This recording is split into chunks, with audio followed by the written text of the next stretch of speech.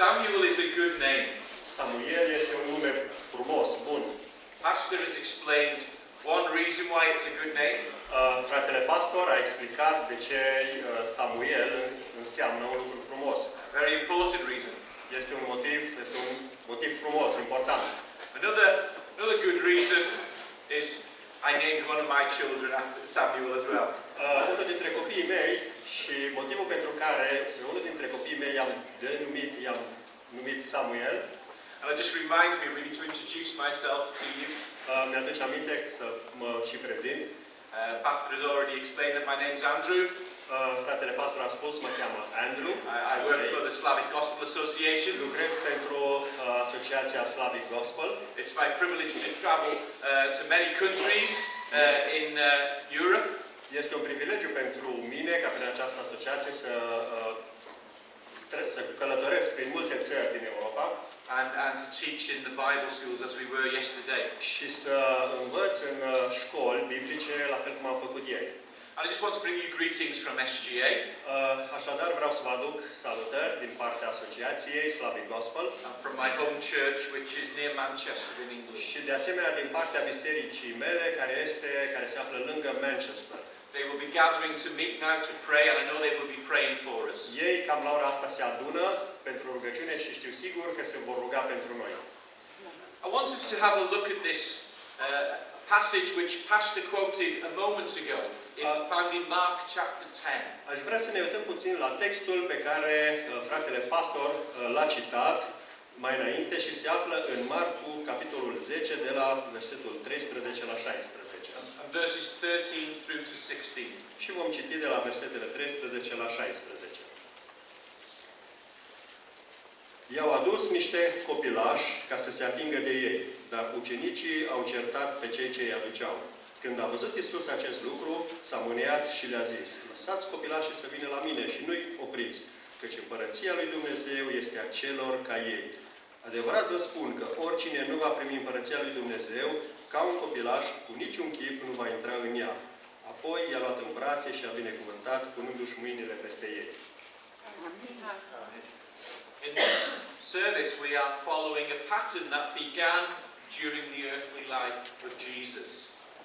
Urmăm un tipar care a apărut la începutul vieții lui Isus. As we see, parents would bring their children to Jesus so that he might bless them. Observați, vă rog, că părinții își aduceau copiii ca Domnul Iisus să-i binecuvinteze. Children were very precious to Jesus. Copiii erau foarte prețuiți de Iisus. And so they should be precious to us as God's family as well. De asemenea, și noi ar trebui să-i prețuim la fel. I want us just to consider this passage under three headings this morning. Aș vrea ca să avem trei puncte principale, trei sublinieri din acest text. And we have here three lessons that we need to understand. Și trei lecții pe care aș vrea să le înțelegem. Look at verse 13 first of all, please. În primul rând, uitați-vă, vă rog, la versetul 13. We see here the desire of the parents. Observați aici dorința și năzuința părinților. It was customary in first century Palestine. Era un obicei ca în primul secol din Palestina for parents to bring their children to a great man for him to bless them. Ca părinții să-și ducă copiii la un om mare, important, și acesta să-i binecuvinteze. And so it's not surprising the same thing was happening to Jesus. Nu este surprinzător că acest lucru îi se întâmplă și lui Isus. We don't know the motives behind the parents' actions. Nu știm motivele pentru care părinții au făcut așa. We don't know if they were followers of Jesus. Nu știm dacă îl urmau pe Isus. We don't even know how much the parents knew of who Jesus was. De asemenea, nu știm dacă părinții știau cine era Isus. It's obvious they considered Jesus to be a great man. Cu siguranță, părinții îl considerau pe Isus un om mare și important. But how much more than that we don't know. Dar mai mult de atât nu știm. But their actions still illustrate a very important principle to us. Dar câteva acțiuni ne ilustrează niște principii importante. A principle that parents of all generations need to understand. Principii pe care toți părinții din toate generațiile trebuie să le înțeleagă. It is our duty as parents to bring our children to Jesus. Și anume, este datoria noastră de părinți ca să ne aducem copiii la biserică, la Isus. We must bring them to the place where Jesus might bless them. Trebuie să aducem în locul unde Isus se poate binecuvânta. And do we understand that important principle this morning? Înțelegem oare în această dimineață că acesta este un principiu foarte important? I don't mean just on a special day like today, Nu mă refer ca să aducem doar într-o anumită zi, cum e ziua de astăzi, but I mean on every opportunity that we have, dar mă refer la fiecare ocazie pe care o avem, să nu o ratăm. whilst our children are in our care. Atât timp cât copiii sunt în grija noastră. What sort of opportunities do we have? Ce alte oportunități mai avem? Well, we can of course bring our children with us to church on a Sunday. Putem așadar să ne aducem copiii cu noi, duminica, la biserică. We can encourage them to attend the children's meetings. Putem să încurajăm pe copii să meargă la întâlnirile de copii. And as they get older, the youth meetings. Pe măsură ce cresc, să meargă la întâlnirile de tineret. We can encourage our children to go on Christian camps. Putem să încurajăm pe copii să meargă în taberele creștine. I think at least two of my boys were saved on Christian camps. Doi dintre băieții mei au fost mântuiți în cadrul unei tabere din acestea de tineri. These are all good and important things. Toate aceste lucruri sunt bune și importante. But also what happens in our homes is also important. Dar la fel de important este și ceea ce se întâmplă în casele noastre. That we read the Bible with our children. Ca să citim Biblia cu copiii noștri. That we pray with our children. Să ne rugăm cu copiii noștri. That as we meet together around the table for a meal, we talk about spiritual things. Când ne întâlnim la masă și luăm masa împreună, să vorbim cu ei lucruri spirituale. And that we're careful what we allow our children to see, perhaps on the television or the internet. Trebuie să fim cu băgare de seamă la ce se uită la televizor, la ce navighează pe internet. We care for our children in those ways. Trebuie să avem grijă de copii și în felul acesta. And we bring them to Jesus. Și să aducem la Isus. But it's also vitally important that as parents they see a godly example. De asemenea, este foarte important pentru copiii noștri ca să vadă un exemplu în noi. In the way that we speak to each other. În felul în care vorbim unii cu alții. In the way that we act towards each other. În felul în care acționăm unii față de alții. Are we showing our parents Jesus in our everyday lives? Îl arătăm noi pe Isus în fiecare zi în viața noastră? Do they see genuine love and experience it? Văd copiii dragoste adevărată și experimentează lucrul acesta. Do they see love and concern for others? Văd ei iubire și grijă față de alții? Do they see a calm temperament? Văd ei oare un temperament calm? A patient attitude to others? Văd oare o atitudine pașnică față de alții? Do they see those fruits of the Spirit as the Bible describes? Văd oare roada Duhului pe care o descrie Biblia? When we display those fruit, we are showing our children Jesus. We're bringing them to Jesus. Când avem roada Duhului, atunci de fapt noi îl arătăm pe Isus. And do they see what it means to be committed followers of Jesus? Înțeleg ce înseamnă să fii dedicat în a-L urma pe Isus? If they don't, dacă nu, how can we expect them to become committed followers of Jesus? Cum să așteptăm noi ca ei să fie dedicați urmării lui Isus? Our children will very much adopt our attitudes. Copiii în mare măsură copiază atitudinile noastre, a părinților. So let's bring our children to Jesus in all the opportunities that we have. Așa că aduceți copiii în prezența lui Isus ori de câte ori aveți ocazia. As parents, ca și părinți, as grandparents, ca și bunici, as church members, ca și membri din biserică, we must take seriously this responsibility. trebuie să ne asumăm cu seriozitate această responsabilitate. So that's the first lesson. Aceasta este prima lecție. The next thing I want us to see in this passage Al doilea lucru pe care aș vrea să îl vedem în acest pasaj is the discouragement of the disciples. este descurajarea ucenicilor.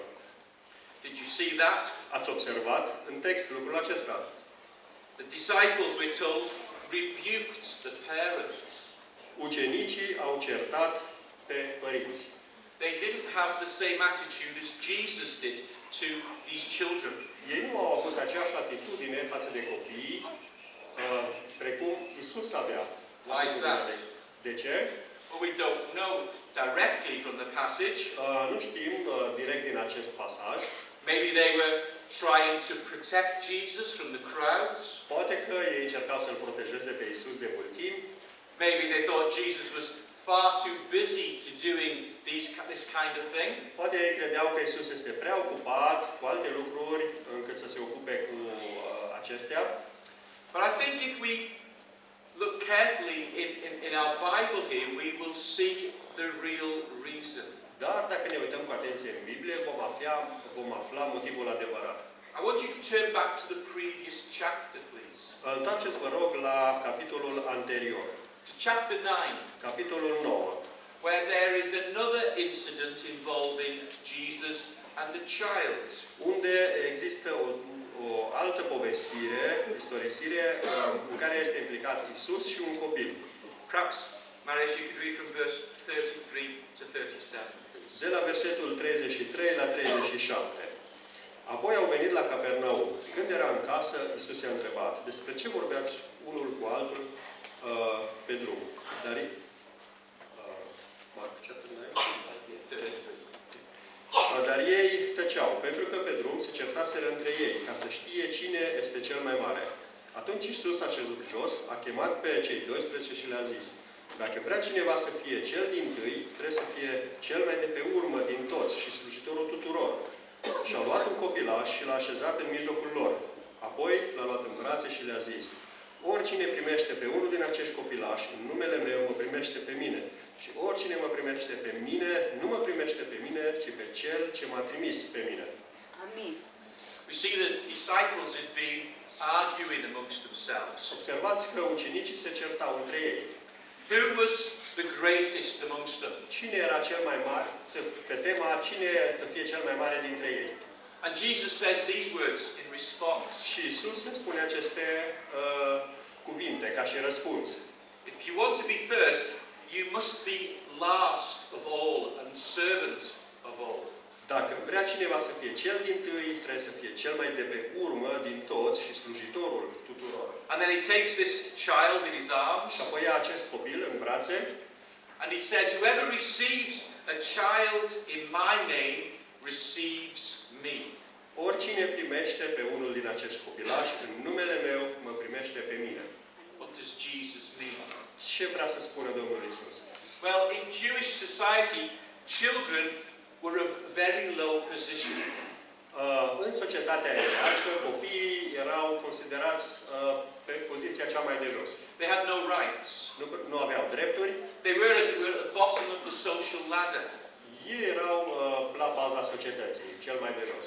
But true greatness in God's kingdom Dar un lucru măreț în Împărăția lui Dumnezeu means welcoming such people. Acest fel de oameni sunt bineveniți, de fapt.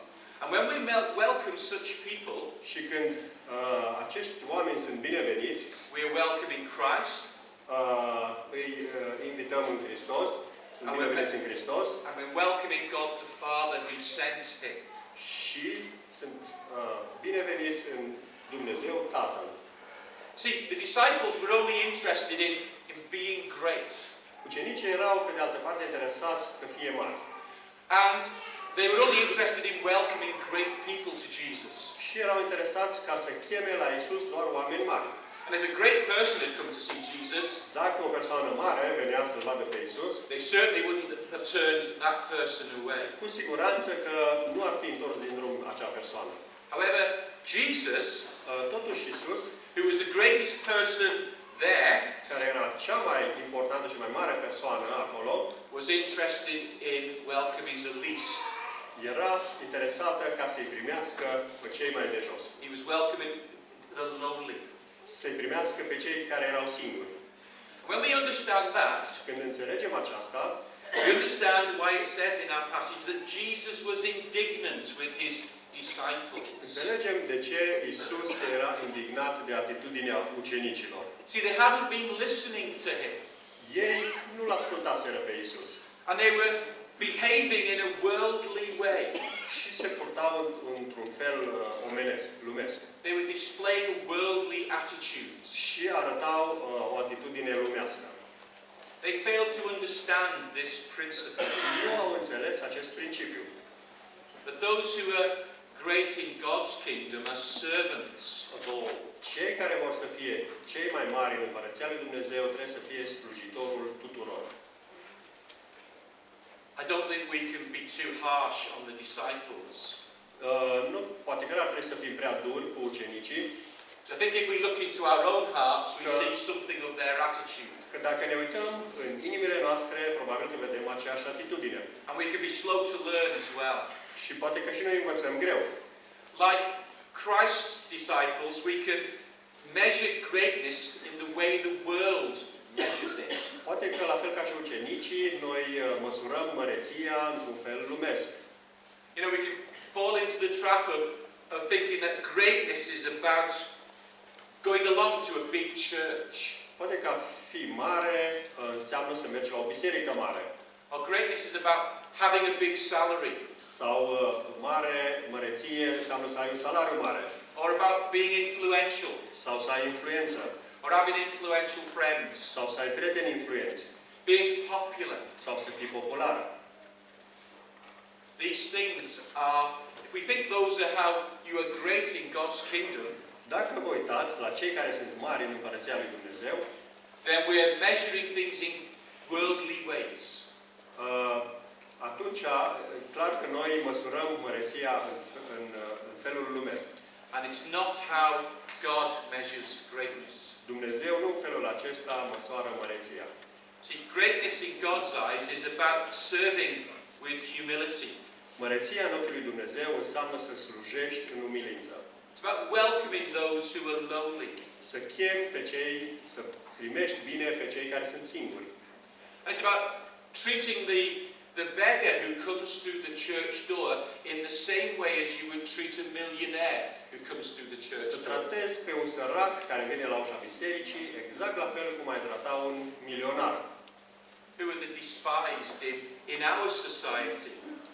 Care poate că sunt disprețuiți în societatea noastră. Who are the lonely in our society. Pe cei care sunt singuri în societatea noastră. Do we welcome them as Jesus did? Primim bine pe aceștia? And do we have that servant heart that puts others' needs before our own?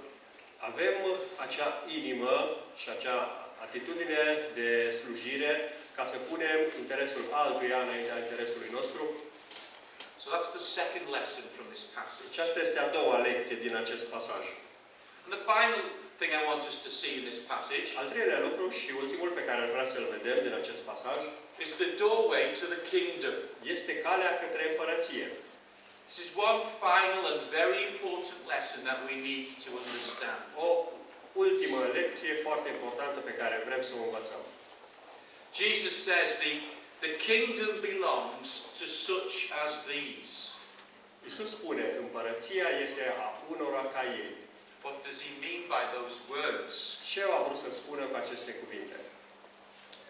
Is he saying that if you are a child, you are a part of God's kingdom? Vreau să spună că dacă ești copil, automat faci parte din împărăția lui Dumnezeu. But it's true that children can be part of God's kingdom. Este adevărat că copiii pot fi parte din împărăția lui Dumnezeu. I'm thankful that when I was 9 years old, I became part of God's kingdom. Eu sunt mulțumitor lui Dumnezeu că atunci când am avut 9 ani, am devenit parte din Împărăția lui Dumnezeu. And God saves children. Și Dumnezeu mântuiește copiii. And He brings them into His kingdom. Și îi aduce în Împărăția Lui. But I don't think this is what Jesus means here. Dar nu cred că lucrul acesta a vrut să-l spună Iisus aici. He says the kingdom belongs to such as these. Iisus a spus că Împărăția este a unora ca ei. And He goes on to say that the kingdom must be received like a child. Și spune că Împărăția trebuie să fie primită așa cum primește un copil. What Jesus wants us to understand here Ceea ce vrea Iisus ca noi să înțelegem is how we can enter into God's kingdom. este cum putem să intrăm în Împărăția lui Dumnezeu. And we enter into God's kingdom by having a childlike attitude. Intrăm în Împărăția lui Dumnezeu având o atitudine ca și a unui copil. Well, let me give you some examples of what I mean. Să vă dau câteva exemple la ce mă refer. What does it mean to have a childlike attitude? Ce înseamnă să ai o atitudine ca și a unui copil? Well, one of the things I've noticed about my children Un lucru pe care l-am observat la copiii mei is that they are always willing to admit their need. Ei întotdeauna recunosc nevoile lor. And they will always ask for help. Și tot timpul vor cere ajutor. They're never too proud Niciodată nu sunt prea mândri to ask for something that they want or need. ca să ceară ceva ce vor sau au nevoie. As we grow up, we sort of lose that a bit, don't we? Pe măsură ce creștem, parcă pierdem din această atitudine. We can become a bit embarrassed to ask for things. Ne simțim stânjeniți ca să cerem ceva cuiva. Perhaps we become a bit proud. Poate că devenim un pic mândri. Well, children are not like that. Copiii nu sunt așa. Those of you who are parents will recognize this. Cei care sunteți părinți veți înțelege aceasta. You might be in a congregation like this. Poate că într-o biserică, de fel ca și aceasta, And all of a sudden you hear a little voice auzi dintr-o dată o voce that says, Daddy, I want to go to the toilet. și zice, tati, vreau să mă duc la toaletă. Or Mummy, I'm hungry. Sau, mi-e foame. Children ask for things that they need. Copiii cer una, două, lucrurile de care au nevoie. They're not embarrassed. Ei nu se stânjenesc să ceară. Well, if we want to enter God's kingdom, Dacă vrem să intrăm în Împărăția lui Dumnezeu, we must have a similar attitude. trebuie să avem acest fel de atitudine. We must recognize our need. Trebuie să recunoaștem nevoia noastră. We are sinners. Suntem păcătoși. And as sinners we are born outside of God's kingdom. Și ca și păcătoși, am fost născuți în afara Împărăției lui Dumnezeu. This is the implication of this verse. Aceasta este implicația acestui verset. Not everyone is part of God's kingdom. Nu toți fac parte din Împărăția lui Dumnezeu. We're born outside of it. Ne-am născut în afara ei. In the school yesterday we were thinking about the book of Genesis. Ieri, la cursuri, am studiat Geneza, And Adam and Eve. Adam și Eva, And how because of their sin, they were thrown out of the Garden of Eden. și cum, datorită păcatului lor, au fost aruncați afară din grădina Eden. Now we are descendants of Adam and Eve. Noi suntem urmași ai lui Adam și Eva. And we are born sinners. Și suntem născuți în păcat. And we must admit that to God. It is a need that we have. Trebuie să recunoaștem aceasta înaintea lui Dumnezeu. Unlike children, we must ask God for His help. Ca și copiii, trebuie să cerem lui Dumnezeu ajutorul. Pride might try to stop us. Mândria ar putea să ne împiedice. Pride will tell us we don't need help. Mândria ar putea să ne spună, eu nu am nevoie de ajutor. Pride will tell us we're not too bad. Mândria ar putea să ne spună, nu suntem așa de răi. But the Bible is very clear. Dar Biblia este foarte clară. It says all have sinned Spune, toți au păcătuit. and fallen short of the glory of God. Sunt lipsiți de slava lui Dumnezeu. Each one of us here. Toți de aici. So we must be willing to admit our need Trebuie să acceptăm nevoile noastre and to ask God for His help. și să cerem la ajutor lui Dumnezeu ajutorul. But the second childlike attitude A doua atitudine, ca și a unui copil, that I see in children care o văd eu la copii, is that they're willing to receive gifts. dorința lor de a primi daruri. When you offer a child a gift, Dacă ofer un dar unui copil, do they say things like, no, I can't accept it? zic, îmi pare rău, nu pot să accept așa ceva. Do they get their wallets out and do they say, I'll have to pay you for that? Și scot portofelul și zic, ok, bine, dar trebuie să plătesc pentru darul tău. No, that's what adults do. Asta numai adulții fac. Children accept gifts willingly, don't they? Copiii acceptă darurile cu Without hesitation. fără să stea pe gânduri. It's only as we grow older we lose that openness. Abia pe măsură ce creștem mare, ne pierdem această deschidere. But when it comes to entry into God's kingdom, Dar când vine vorba de a intra în Împărăția lui Dumnezeu, we must be like children. trebuie să fim ca și copiii. God comes to us with the offer of a free gift. Dumnezeu vine la noi cu ofertă de un cadou gratuit. The free gift of salvation. Darul gratuit al mântuirii. The free gift of forgiveness of our sins. Darul gratuit al iertării păcatelor. The free gift of entry into His kingdom and into His family. Darul gratuit al intrării în Împărăția lui Dumnezeu și în familia sa. We must accept that gift willingly.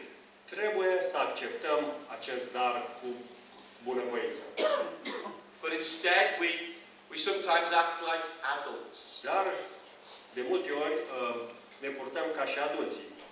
We want to pay for this gift. Vrem să plătim pentru acest dar. We want to buy our salvation. Vrem să cumpărăm mântuirea. Perhaps by thinking that if we live a good life, God will accept us. Probabil gândindu-ne că dacă trăim o viață bună, Dumnezeu ne va accepta. Or if we obey religious rituals and things like that, God will accept us. Sau crezând că dacă vom iubi obiceiurile religioase, atunci Dumnezeu ne va accepta. Now it's a good thing to live a good life. Este bine să trăiești o viață bună. It's a good thing to come to church. Este bine să vii la biserică.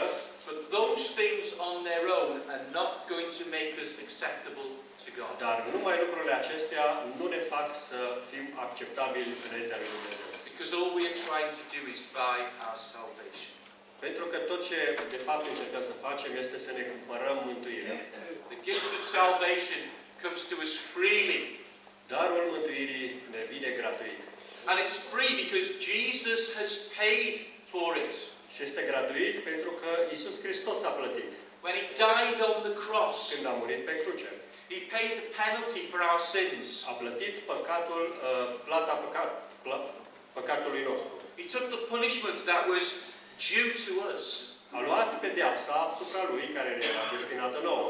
And now God can offer us this gift Și în felul freely acesta Dumnezeu poate să ofere acest dar gratuit. because it's already been paid. Pentru că deja a fost plătit.